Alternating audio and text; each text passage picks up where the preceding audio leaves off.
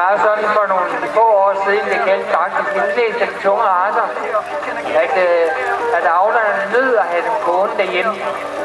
Det med at bruge dem, det var da sjovt nok, men man havde lige noget andet, man skulle nå at gøre, og så fik man det udskudt. Men inden for de sidste år, der har de i den grad fundet ud af, at hvis de vil avle og nyde følgende derhjemme, og de vil sælge dem, ikke bare til saksbrug, men så er de også nødt til at vise, at de skal bruges, og det skal vi se her. Kirstanden, det kører til Heine Ødestager. Det kommer lige fra Heine Ødestager, det er fuldt til Henrik Enghave og Heine. Forløberen, det er dem, der går forrest, og nærmere, det er den til venstre. Det er Rie, der er 13 år gammel, og den skærmer mig, den er 4 år gammel, og de har for øvrigt lige været over og lavet en tovtrækningskonkurrence med kvægeavlere fra Fyn og fra danske flåde, og det blev faktisk uafgjort, fordi de trak nemlig udstyrt stykker. Lange hestene, det er Kong Hans, den er 3 år, og den skærmer, det er Bibo, der er 7 år. Vognen er sådan en rigtig gammel fjerdevogn, sådan fra omkring 1900. Før der havde man sådan en stiv vogn, kaldte det. Der var simpelthen ikke nogen fjerde inde under. Vognen her er sådan lidt mere eksklusiv vogn, fordi som I kan se, så er der faktisk ryglæn på, der hvor man har passeret. Og det ville det ikke være, hvis det var sådan en travlig vogn.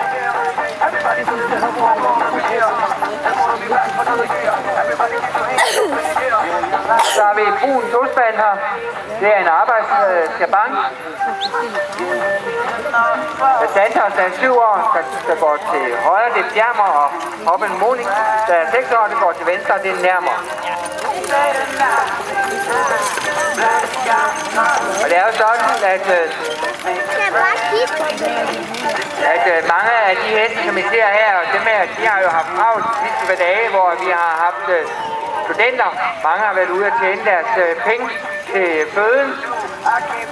Og vognen vi ser i midten lige nu her, det er jo en topmoderne vogn, som man kan bruge til at køre på tur med. Det er sådan, at man jo efterhånden er begyndt at lave nogle ruter rundt omkring i landet, hvor at man kan få stillet hestene ind. Og man kan også få lov, og der er nogen, der også har deres egen indhegning med, hvor de kan lade hesten gå ud om dagen.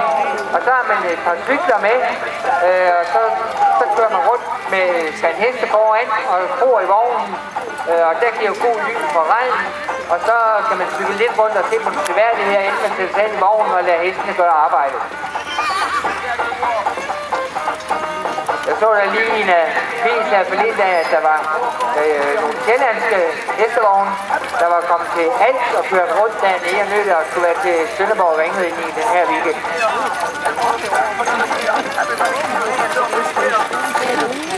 Hvor med de brune fjerspand, der kommer op mod her til venstre for mig, er jo også sådan en fjerdevogn i den grad med polstersæder. Det er sandsynligvis sådan en, man har haft på de lidt større herregård, hvor man har skulle køre med jagtgæster.